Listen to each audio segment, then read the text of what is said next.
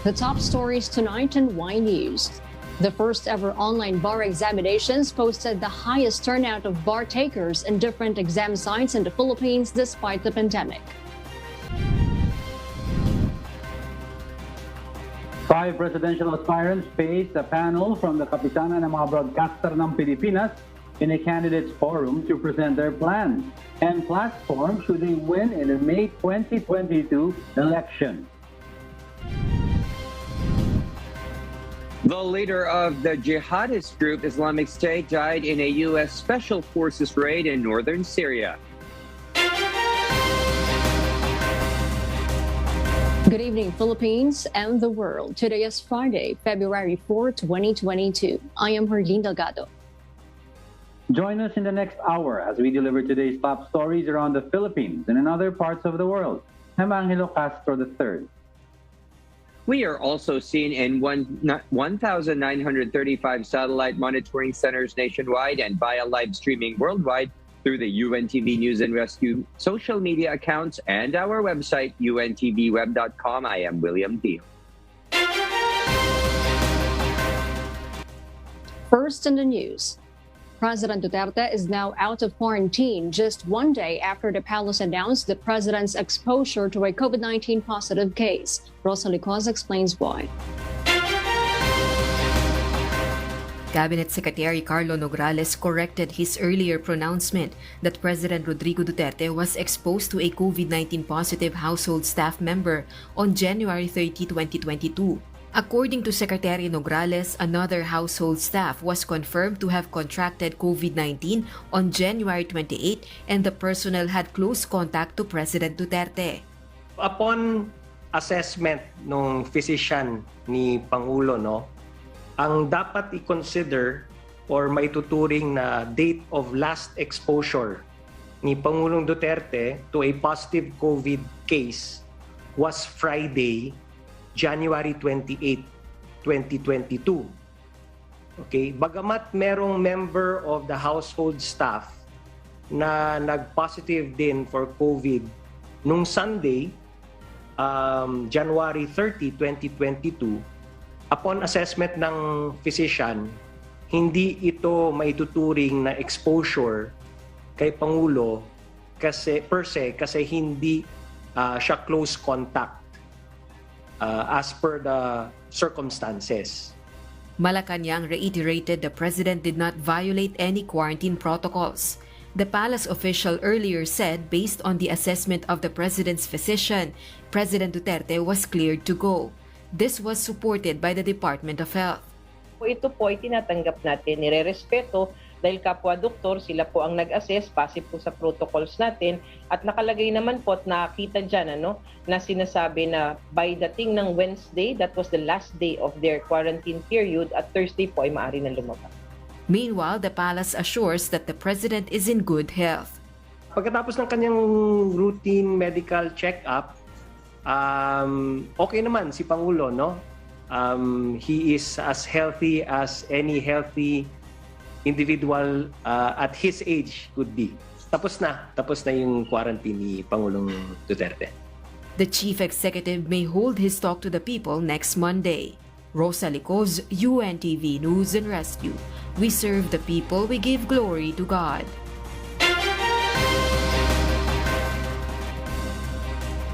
The Department of Health has no plans to stop the COVID-19 vaccination for children ages 5 to 11 years old.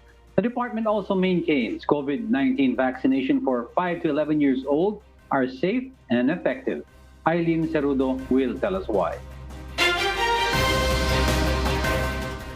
A petition is filed before the Quezon City Regional Trial Court seeking to stop the government's vaccination rollout for the said age group.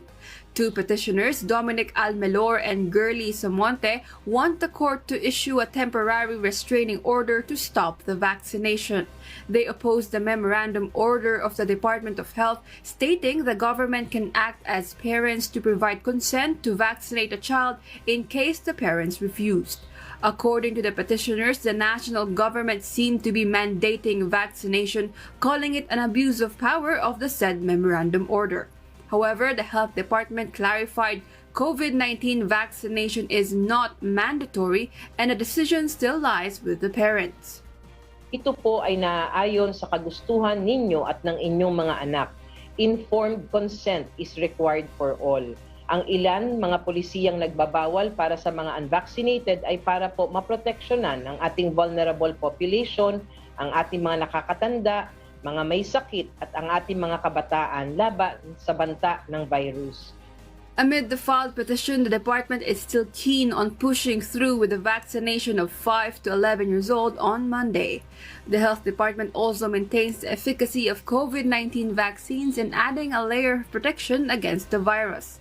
Various studies support the statement, and other countries began its vaccination program for children. There are more than 100,000 children registered and are ready to be vaccinated in the country. Lahat po ng bakuna na meron tayo ngayon sa ating bansa, specifically, ito pong bakunang for 5 to 11 years old, pinag-aralan mabuti ng ating mga eksperto, and even across the globe, yun pong mga kilalang national regulatory agencies ay nabigyan po ng garansya. Ang mga bakuna for pediatric group of 5 to 11 years old, na ito po ay magiging ligtas, ito po ay magiging epektibo para sa ating kabataan. The department is prepared to cooperate with the court and its decision. Meanwhile, the national vaccination or the Bayanihan Bakunahan 3 is scheduled from February 10 to 11. The public is encouraged to get their primary dose or their booster shot. According to National Vaccines Operations Center Chair Undersecretary Mirdan Cabotaje, the government will still give priority to senior citizens since there are still a number of them that are unvaccinated.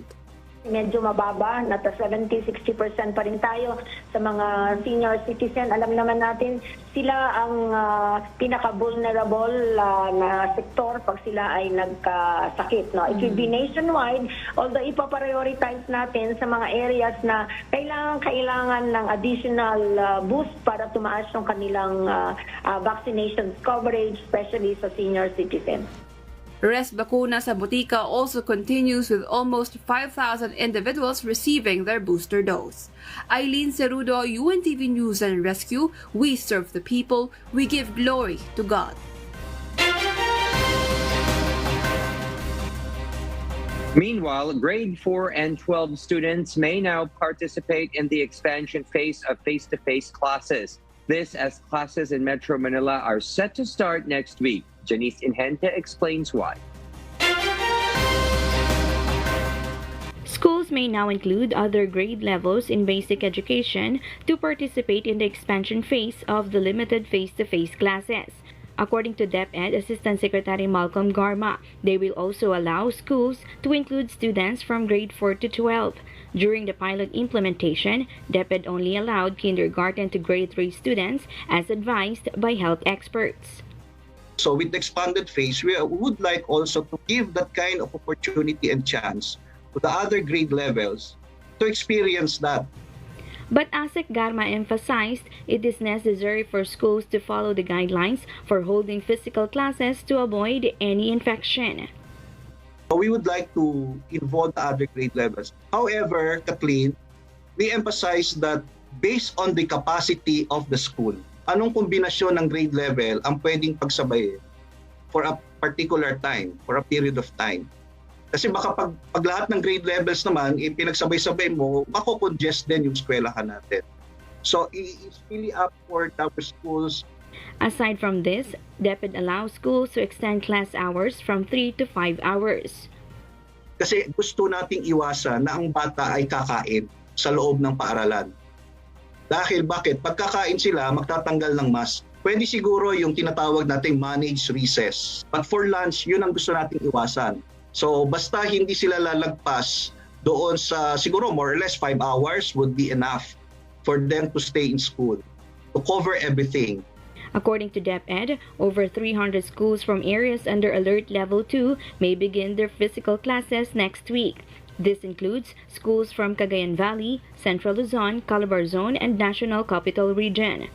Janice Inhente, UNTV, News and Rescue. We serve the people, we give glory to God.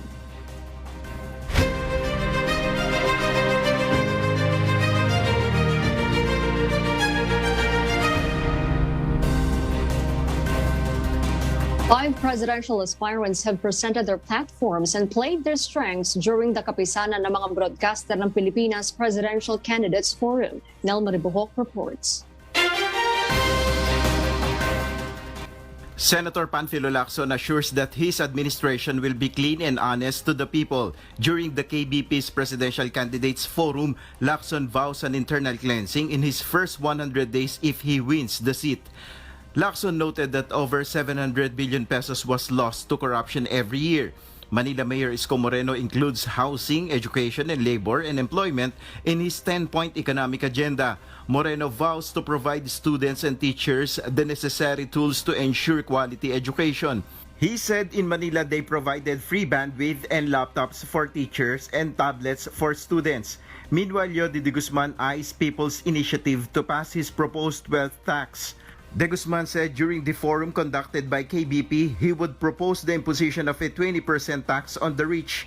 The labor leader said revenues from the wealth tax can be used in helping the economy recover. Presidential aspirant Senator Manny Pacquiao vowed to stop giving away money when the campaign period starts next week, following criticisms that it is tantamount to vote buying. He said he will follow the rules of the Commission on Elections and the government at the start of the campaign on February 8. Despite this, Pacquiao maintained he has not violated any law when he gave out money during his pre-election sorties. In her Facebook post, Vice President Leni Robredo has apologized for the technical problems she encountered during the said forum of presidential aspirants.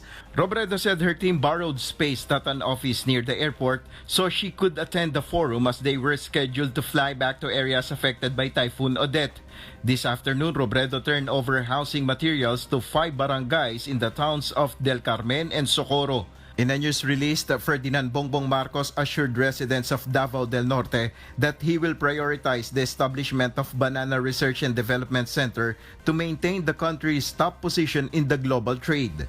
This is his response to local officials of Davao del Norte regarding how he can help the banana industry in the province. Marcos said the research center could help develop new varieties of banana that are resistant to pests and diseases. Nel Maribuhok, UNTV News and Rescue, we serve the people, we give glory to God.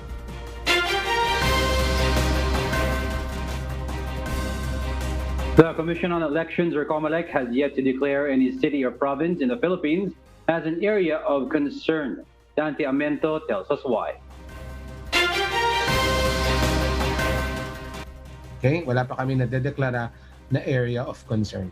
But it is possible that Basilan will be recommending, or the local COMELEC in Basilan will be recommending that that Basilan be declared an area of concern. Again, possibly in coordination with the local PNP and the AFP.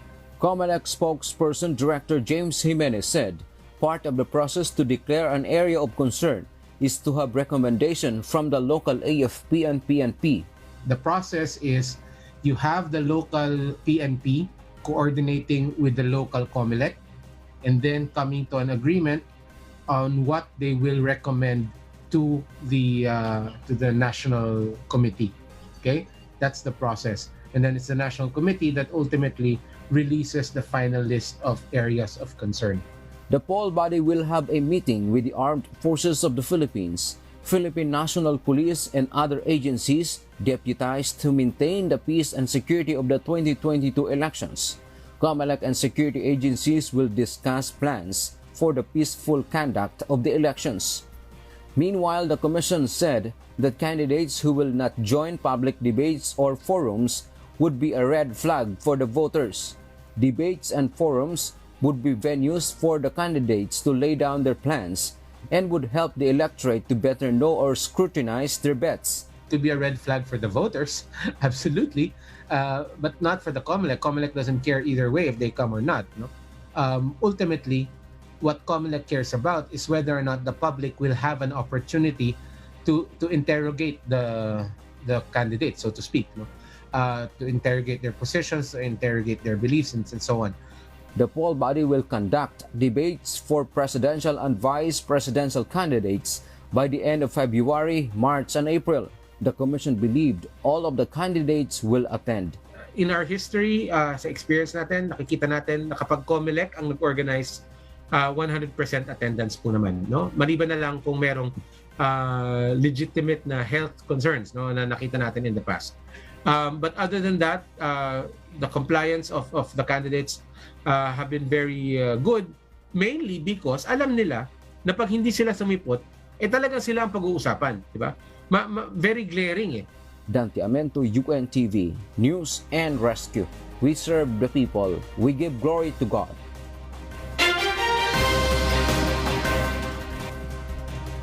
For those watching our 24/7 live streaming on YouTube, please click the subscribe button you see on your screen and ring the bell for notification. You may also follow us on Facebook. More reasons behind the stories when Y News returns.